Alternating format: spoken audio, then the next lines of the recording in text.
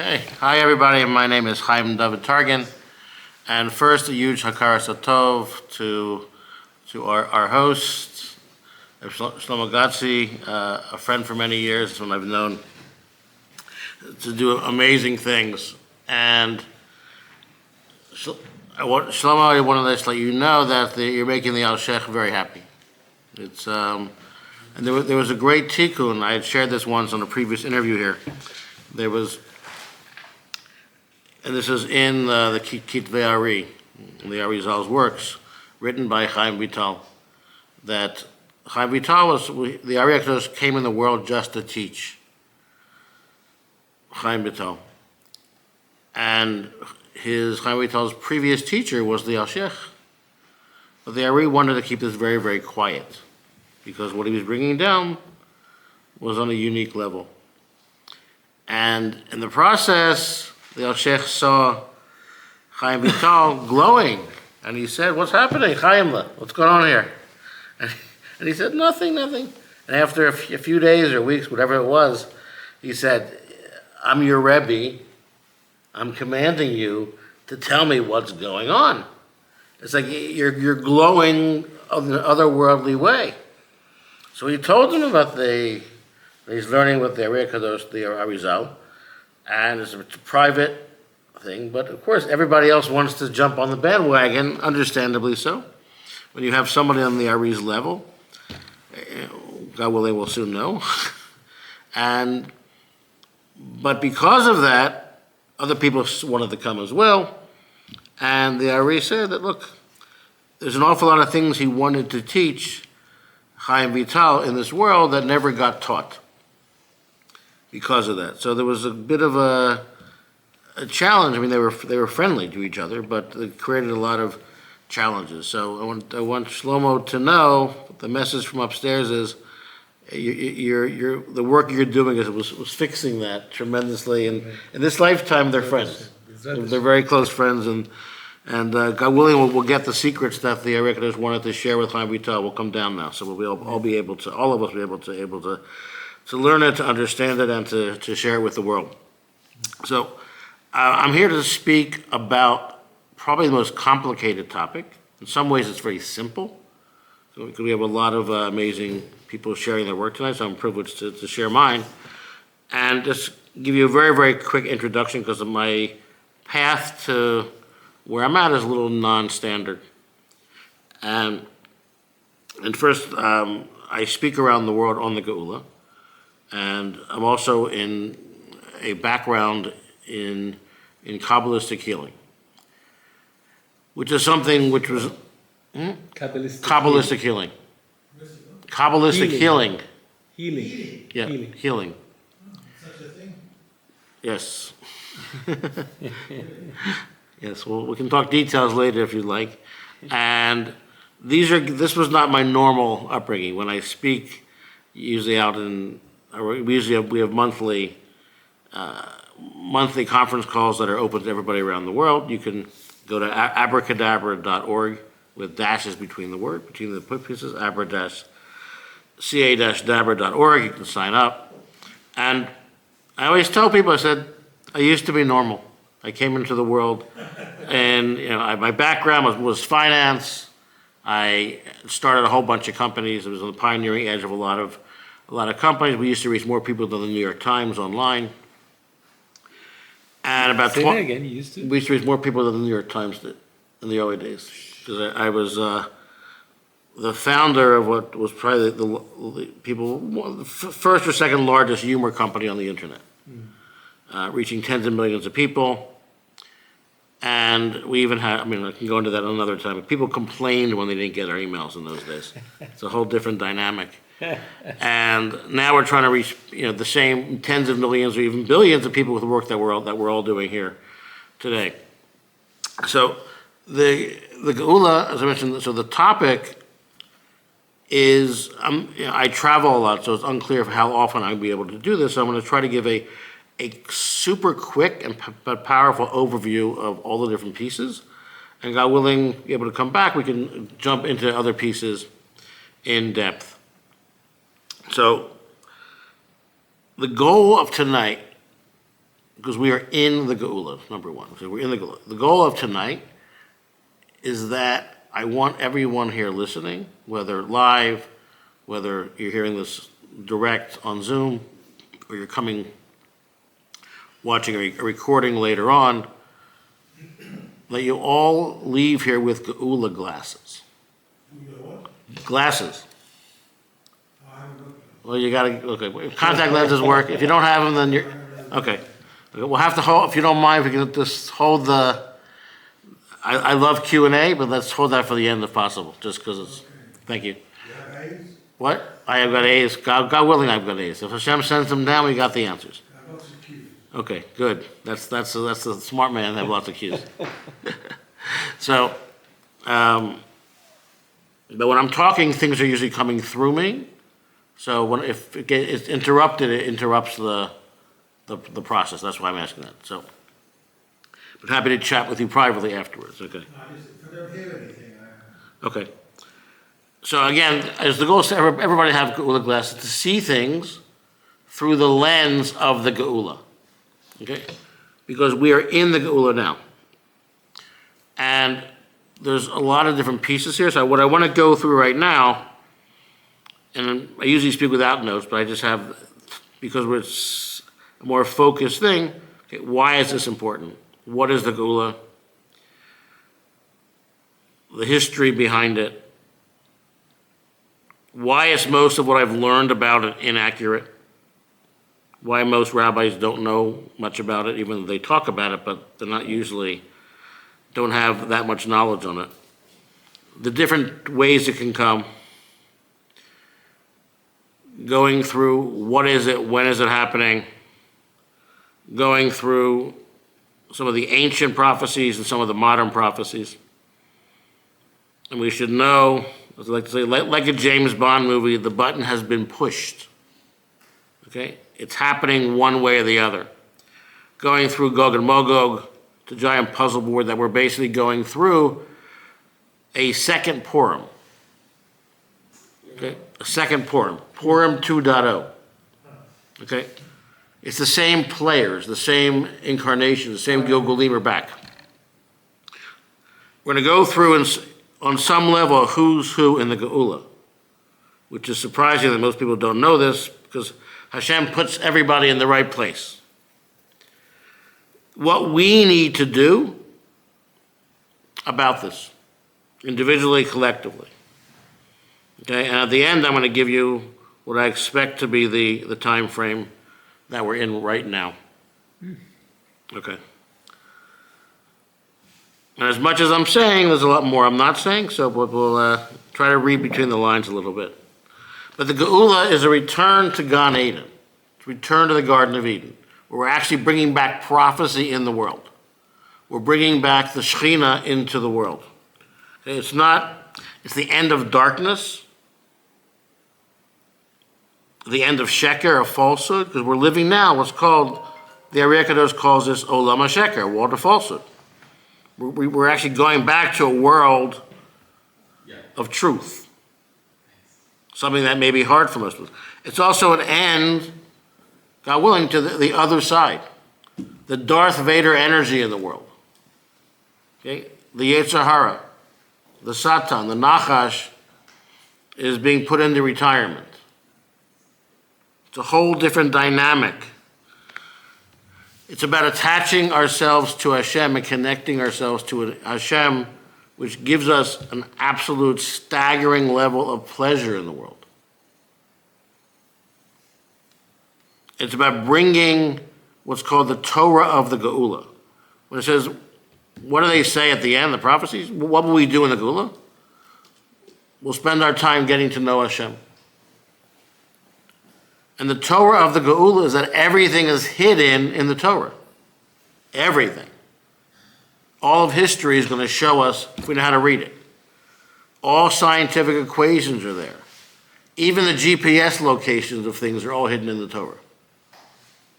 So these are going to show up. Now we know, it's not actually, the Torah, the Geula is not specifically stated in the Torah. There's clear hints, We know Yaakov Avinu, Jacob knew about it, and he was about to tell his sons, but he got pulled away from it. Because it was far off, and he didn't want to, or Hashem didn't want him to have people so disappointed. Daniel knew when he was in Bavel, in Babylonia. He was a Yosef Atzadik character. He ran Babylonia. He knew that. And at the very end of the book of Daniel in the Tanakh, he gives us in the most encrypted way hints to what's happening. But it's extraordinarily difficult to try to comprehend only after the fact will we actually understand what he was going to. We've had false Mashiachs and failed Mashiachs. Most of you have heard of Rabbi Akiva. He was a sponsor of Bar Kokhba as Mashiach. And this was not a false Mashiach. He had the real potential.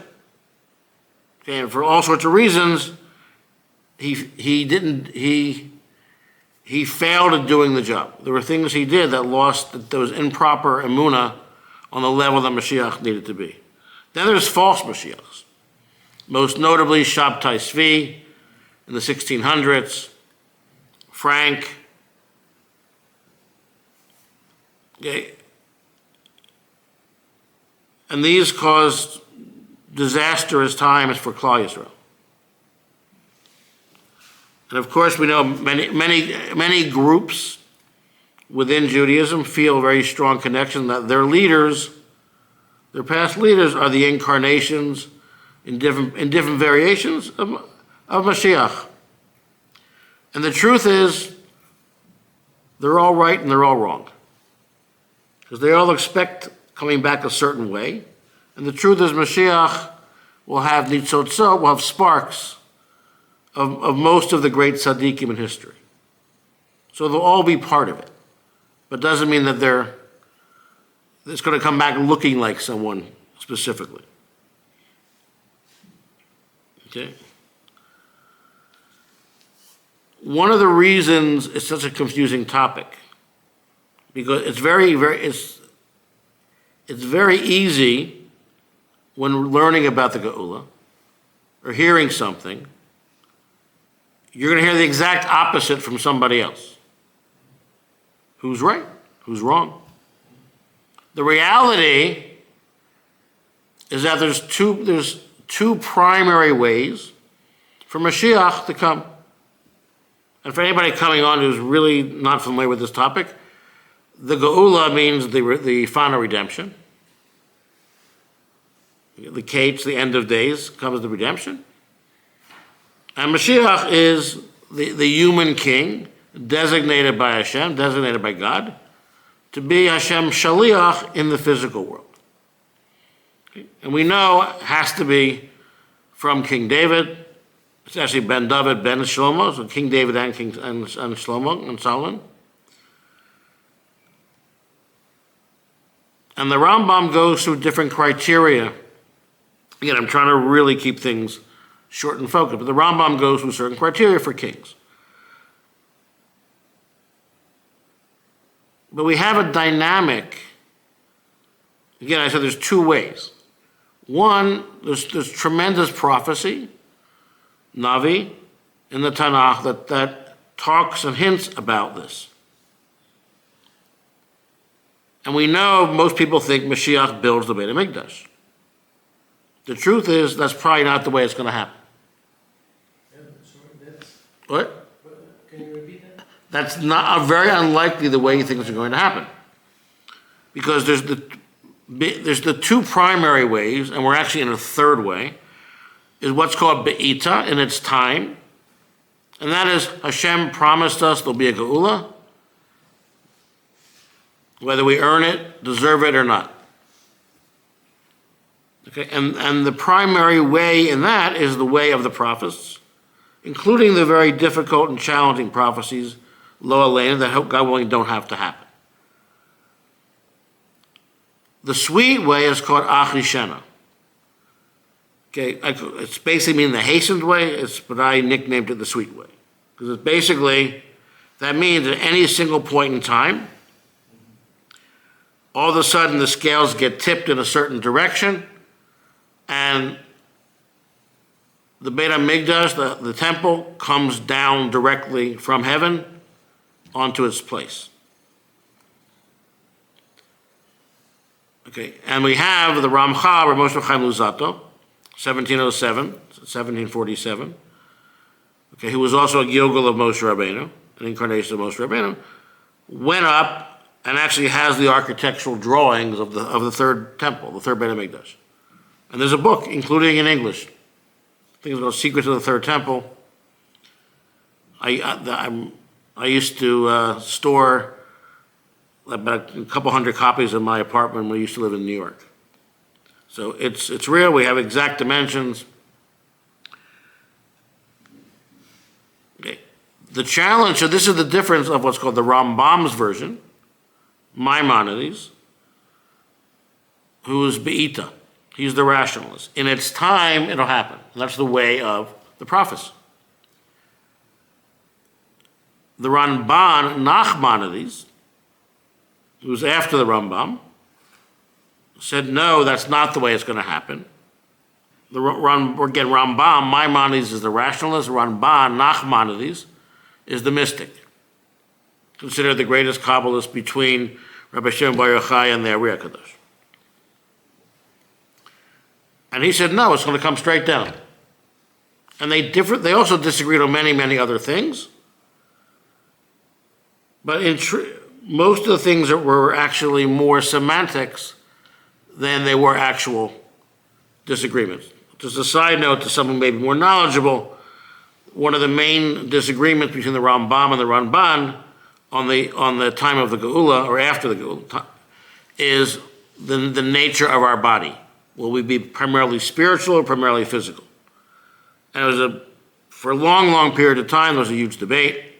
And I heard something recently, I have to apologize, it was a time I heard I didn't have the source, where the Ramban later commented, he said, there's actually no disagreement between me and the Rambam. What he's calling A, I'm calling B, we're in agreement. Okay, so, but how the Geula happens was a debate. Okay, one of the great Kabbalists was the Gra, the Donagon, okay, born in 1720. And he was a potential for Mashiach ben Yosef. And it didn't happen. And his super subspecialty was Kabbalah of Zman, of time. Okay, there were four great masters after the Ari HaKadosh, and each had a subspecialty. Okay, and this is work that I've learning with Rav Moshe Schatz, who I spent many years learning with privately in Yerushalayim. And the nature of the Gra's understanding was, and he was obviously very upset when it didn't happen, because he knew the date. Achi Shena had to happen by a certain time, and we didn't do it. He then saw in Parshas Ki Tavo, which usually happens in the summer, the last two words of the Haftorah from Isaiah are Be'ita Achi Shena. In its time, it'll be hastened. And this is something that the Gemara talks about. And it said simply, if we earn it, it'll be Achi Shena, in the hastened way, the sweetened way. If we don't, it'll be in its time. Because in its time is the horrors of the prophecies. And we all know the challenging prophecies don't have to happen. The good prophecies have to happen. But how much along that line we've been determining. Our work as Klal Yisrael has been shifting where that fits. And the three levels, and it's already been declared it's happening in a sweet way. But within it's time. So that's why we have a war right now. Okay? But it's also being sweetened. And the challenge with understanding this, I call this the cosmic Google Calendar. Okay? So many times there's people out there, Kabbalists, who make things and they don't happen. Why? Were they wrong? Assuming that they're like very high level people. It wasn't that they were wrong. They saw the calendar. But they didn't see Hashem changing the calendar. More than anything else in the world, Hashem wants to bring the Geula sweetly, very, very sweetly. In fact, Hashem has delayed it repeatedly to give us more opportunities to bring it sweetly. So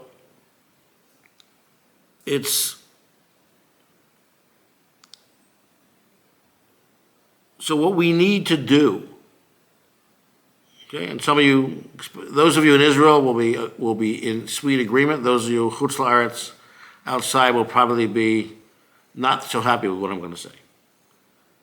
Okay, but the three things needed to bring the Geula in the sweetest way possible.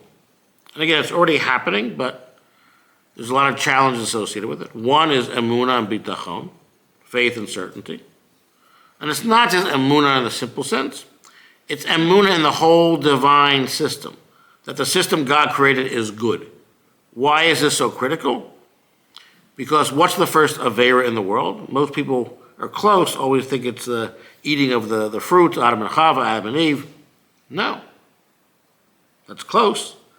But the first Aveira by a human is actually when the snake speaks Lashon Hara against God's divine system to Chava, to Eve.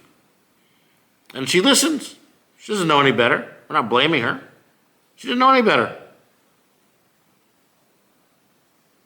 But the snake was saying that the system that God designed was bad. So the fixing for that is we have emunah that the whole divine system is amazing and perfect and sweet. The second is achdut, unity. Okay? The day before the war here in Israel was probably the worst unity we've had in maybe since the splitting of the kingdoms. It's unclear. It was horrible. But Hashem allowed it to happen to that extreme because he wanted the opposite to happen. Okay? We are now in a state of achdut in Israel, of unity in Israel, maybe the closest we've had since Mount Sinai. Okay, it's pretty staggering, and every single person I know in Israel is involved in helping, doing something. They're making tzitzis, they're welcoming chayalim. I was just in Yerushalayim for a few weeks, where I was staying. The whole building had a giant Shabbat oneg for all of the people from the south who were displaced. Non-stop people helping, everybody doing what they can. With their time, with their energy, with their money, with their homes. And everybody's doing something. It's incredible. And thank God many people, chutz la'aretz also, are all helping out, doing what they can do. I know people that came to see their kids in yeshiva, and they took a day or two off and volunteered to help the farmers who don't have people to help. It's an incredible unity because we're one neshama. It's off the charts. The third is Eretz Israel. Now we're here in Israel. Matter of fact, we're here in Tzfat. We're on the front line. From Maimer Pesach and most people here, we hear artillery most of the time going on now. Thank God it's from us, not to us. But there's been the other direction also. And the issue here is that most of Klal Yisrael, chutz la'aretz, is still sleeping. Okay? And what I'm going to tell you, I'm davening it doesn't happen. So only Hashem knows exactly how it's going to play out. But we've been giving warnings and warnings and warnings, again and again, including from unusual places.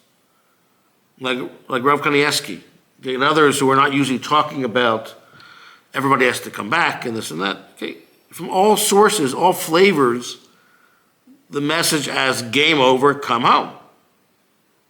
I've been talking about this for 20 years. And people, oh, I got this problem and that problem. It's like, you can fetch all you want, but at the end of the day, what are we told in the prophecies? Most people will come with the clothes on their back. Okay, and I'm going to add a little piece in here to wake people up. This is not the main theme, but just for those, God willing, if I can wake up one person in Chutz La'aretz, it's worth having this slight distractive topic. But most people, if they don't make the move soon, will lose basically all of their financial situation. Why? Because we also have tremendous anti-Semitism in the world that's skyrocketed out of control. Why? Very simple. I tell people, stop posting Facebook, stop anti-Semitism. It's useless. The whole point is Hashem is kicking us out of the world. Very simple. Hashem, which is a blessing, not a curse. Hashem is kicking us out. Leave. If you don't, again, God, when this doesn't happen, this is what's scheduled to happen. Okay. Imagine a Jewish neighborhood. Teaneck, Englewood, Jewish neighborhoods in Chicago, LA, whatever. And there's something horrible happens. Even something that's not horrible, but just scares everybody. There's always people there on the fence making aliyah. The next day, 20, 30 people are going to go, we're heading to Israel. All those houses go on the market in that next week. Property prices start falling. If it's $1 million house, it's now worth $900, $950. And the bank owes half a million. But then more people react. They get scared. And now from 20 or 30, 100 people have their houses on the market. The same house in a Jewish neighborhood is more than in a non-Jewish neighborhood because they want to be near the synagogues, the kosher supermarkets, etc. Prices fall and crash. This can happen in lightning speed. So for most people whose main asset is their home, you're at high risk of losing it right now. I've been telling people this for 20 years. And I'm just saying this, nothing to do with me, but those who followed my advice, have come here, have invested, at least if they've been able to, have all done very well. Because the safest asset is Israeli real estate. Up and down, but it's the safest asset in the world. So I'm going to go back to how do we know we're in the right time frame? Like people always comment, oh, we've had this before. People said we're around it. First of all, my world's a little bit different than most people's. Okay, when I was blessed with a lot of very powerful mystical gifts that have come in through different Kabbalists. And my family goes back to the Ramban and the Abarbanel, so it's really in their zechut.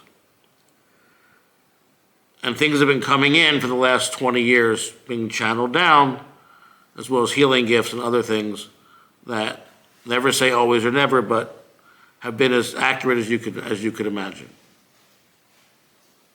So I say that with humility, because it's nothing to do with me. Anything I'm doing is a shaliach. Anything any of us are doing is just a shaliach of Hashem. But what I'm speaking is the truth. God willing, it doesn't have to be the harsher way, but that's what's scheduled. Because Hashem is trying to kick us out nicely. So the Chafetz Chaim, who died between World War I and World War II, said the war of Gog and Magog is in three pieces. Part one, he said, was the First World War, which actually started on Tisha B'Av. He gave a prediction that was exact as to the start of the Second World War. And the third stage he gave was a remez, a hint, to our time now, which he gave it hints in Shemitah cycles. And let's just say his accuracy is on target.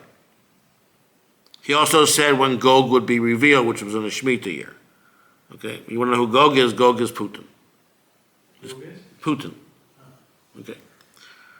All right. Just as time is sort of up, I'm not sure. I'll just give you a couple little hints that are interesting. The Geula is all about. It's the Purim 2.0, the second Purim. It's the same neshama's back in the world. Okay. Yeah. Okay. And this. To understand what happened is we as Klal Yisrael, we as the Jewish people, we have made plenty of mistakes in history. We were warned by the prophets, by the leaders, at least the holy leaders, and we had pretty severe punishments. We lost the first Beit HaMikdash, the second temple. We had pogroms, we had riots, we had everything, the Shoah. Okay? We had pretty brutal punishments. But those who tortured us throughout history, they lost their empires, but they were never punished. When is their punishment? Now. You look what happened in Ukraine. Okay, but obviously the West, there was basically a U.S.-Russian war through that. But a lot of people got displaced and killed. Look at Ukraine's history with Jews. For the most part, they were horrible. You had the Chmelnytsky massacres, and you had the pogroms, the Cossacks, you had Baba Yar was very much, wasn't just a Nazi thing, they were heavily involved in it. So Hashem is going, and there were some holy people there also. I have friends who were saved by non-Jewish families there, by righteous families. But there's punishment, there's divine justice. And that divine justice is being eked out now. Okay, and even beforehand. Who destroyed the first Beit HaMikdash, the first temple? Anybody? Nebuchadnezzar, Babylonian. Okay? Who was he in relatively modern times? Hashem, here's a hint. Hashem puts the people in the same place. Who was the butcher, the recent butcher of Baghdad? Saddam Hussein. Yeah. Saddam Hussein was a Gilgul of Nebuchadnezzar, directly. He knew it. His entire life was trying to bring back the grandeur of Babylonia. He rebuilt palaces from Nebuchadnezzar. That was his whole life. And he was hunted down like a rat in a foxhole by the American troops, hung in a Baghdad square. And in Hashem's humor, from his place much worse than Gehenna, he had to watch Chabad build a sukkah in his palace. So, who's afterwards? Then comes Persia, modern day Iran. Who's the bad guy in the story?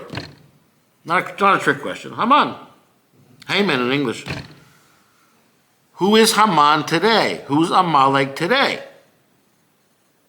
Ayatollah Khamenei. Haman's in his name. Hashem's not hiding it from us. If you get somebody who speaks Farsi better than I do, they'll get a better pronunciation.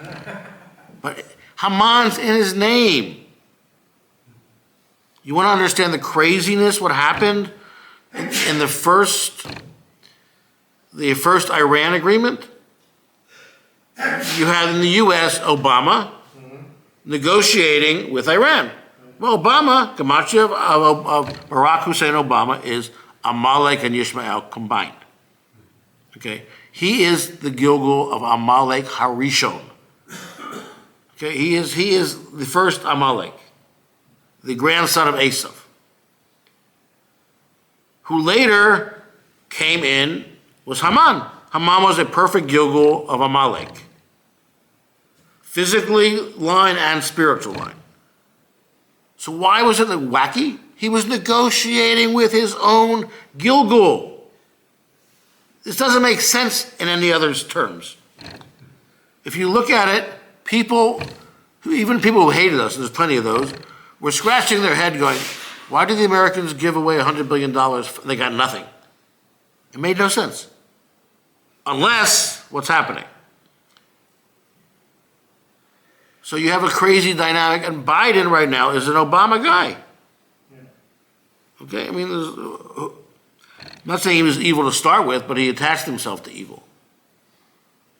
Okay, so we have all these dynamics going on, but as I like to say, thank God God's on our side. Okay, but that's the dynamic is all going on here. Okay, and if you want, because Purim, okay, I'll tell you what came down to me right here in Sons, the morning of the first election of Trump versus Hillary. What came down, and I started cracking up, they said, they are the incarnations of Achashverosh and Vashti. It's a rematch. And they also before were Ferdinand and Isabella, who are the ones that issued the famous Inquisition decree, expulsion decree in 1492. Okay? And who is Vashti? She's the granddaughter of Nebuchadnezzar that destroyed the temple. She's evil, shall be evil. There's no fixing. So a lot of people, especially in the Haredi world, love Trump. Trump is not a tzaddik. He's a Rasha doing tshuva. Okay, why? For people that may not know Jewish history so well, after Nebuchadnezzar destroyed the first temple, and we were kicked out, then Persia took over the Babylonian Empire, and the king was Cyrus, Koresh in Hebrew. He allowed the Jews to go back here in Israel to start rebuilding the Beit HaMikdash. Likely under the advice of Daniel and some of the other leaders, because they knew his greatness and they knew his kedusha. So that's when Ezra and Nehemiah went back. But then it was stopped. Who stopped it? Achashverosh.